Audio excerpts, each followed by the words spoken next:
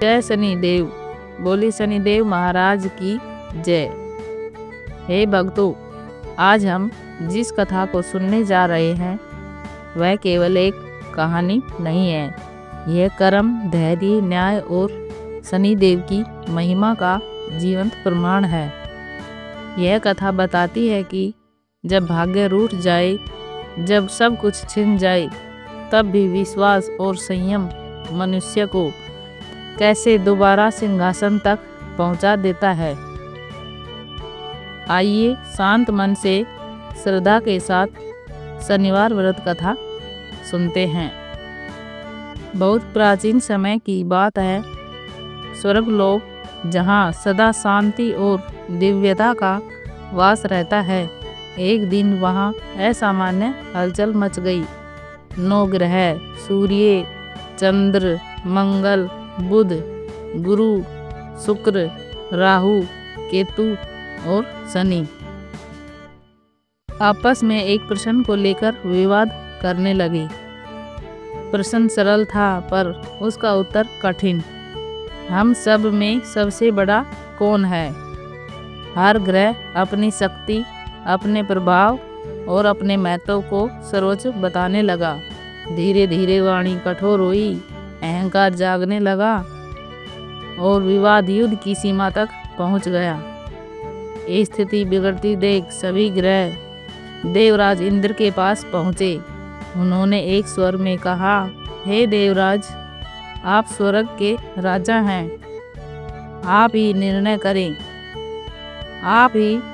करें कि हम में सबसे श्रेष्ठ कौन है। देवराज इंद्र ने सबकी बातें सुनी, पर उनका मन दुविधा में पड़ गया। उन्होंने सोचा, हर ग्रह अपने स्थान पर जरूरी है। एक को छोटा कहना दूसरे के क्रोध को आमंत्रण देना है। इंद्र ने गंभीर स्वर में कहा, यह निर्णय मेरे लिए संभव नहीं है। ऐसा न्याय केवल वही कर सकता है जो पृथ्वी पर धर्म और सत्य के लिए प्रसिद्ध हो। तभी उन्होंने उज्जैनी नगरी के महान राजा विक्रमादित्य का स्मरण किया। देवराज इंद्र सहित सभी ग्रह पृथ्वीलोक में उज्जैनी नगरी पहुँचे। राजा विक्रमादित्य ने देवताओं का आदरपूर्वक स्वागत किया।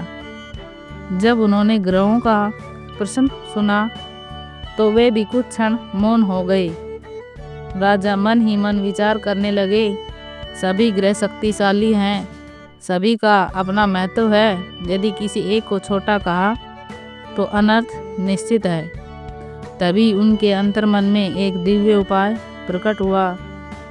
राजा विक्रमादित्य ने 9 धातुओं के सिंहासन बनवाए। सोना, चांदी, कांसा, तांबा, सीसा, रांगा, जस्ता, अभ्रक और लोहा। धातुओं के गुणों के अनुसार सिंहासन क्रम से रखवाए गए। राजा ने विनम्र स्वर में कहा, हे देवगण, कृपया अपने अपने आसन पर विराजमान हो।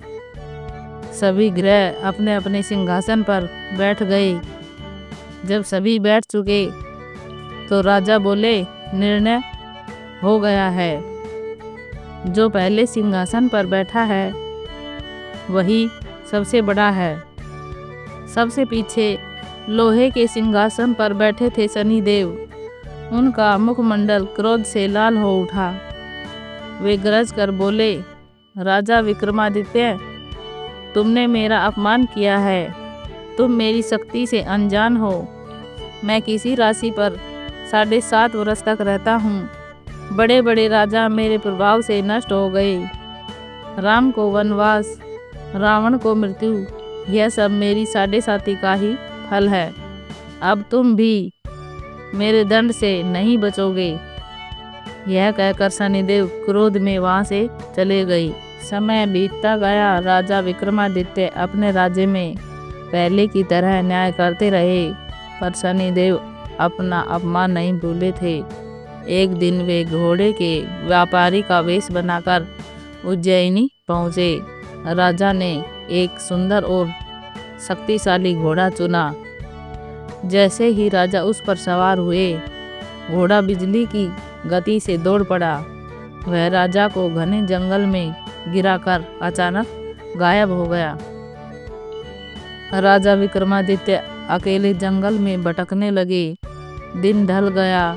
भूख, प्यास और थकान उनकी परीक्षा लेने लगे। एक चरवाहा मिला। राजा ने उससे पानी मांगा। पानी पीकर राजा ने अपनी अंगूठी उस चरवाहे को दे दी। भाग्य का क्रूर खेल यहीं नहीं रुका। झूठे आरोप में राजा के हाथ पैर काट दिए गए। जिस राजा के चरणों में लोग शीश नवाते थे, वही राजा आज सड़क पर पड़ा था। पर विक्रमादित्य ना रोए ना क्रोधित हुए। उन्होंने धैर्य रखा। एक रात राजा मेघमल्हार गा रहे थे। उनके स्वर में दुख भी था, भक्ति भी। राजकुमारी मोहिनी उस स्वर पर मोहित हो गई।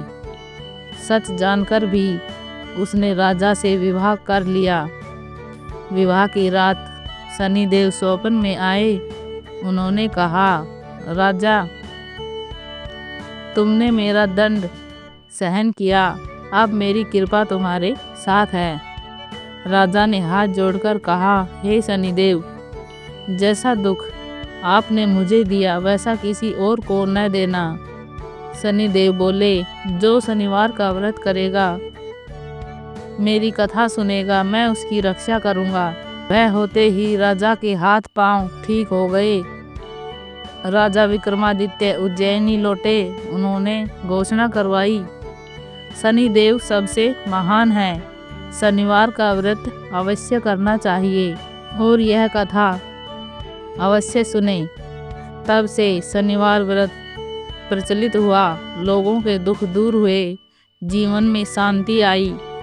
हे शनिदेव, जो श्रद्धा से आपकी कथा सुने, उनके कष्ट हर लेना। जय शनिदेव, जय शनिदेव।